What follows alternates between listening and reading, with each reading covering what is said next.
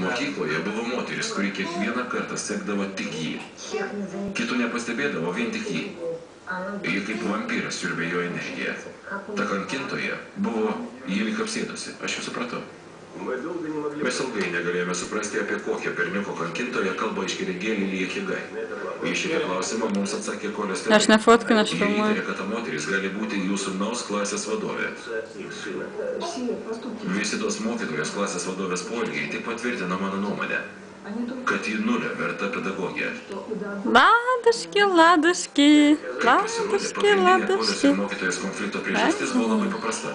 Berniukas gaudavo dvejetus. Pasakysiu tiesiai, jis buvo silpnas mokinys. Nors žinoma turėjo ir savų talentų, labai mėgo istoriją, jam patiko skaityti, tačiau nemėgo reguliariai darbuotis. Griežta mokytoja, norėdama nubausti Kolę, smerkdavo jį prieš visą klasę. Savo geriausiam draugui jis dažnai skųsdavosi dėl šių viešų egzekucijų.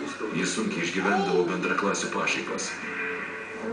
Žinoma, nenormalu smerkti prieš visą klasę. Manau, kad geriau būtų jį išsikviesti atskirai, pavyzdžiui, po pamokų. Jis buvo lyg balta varna.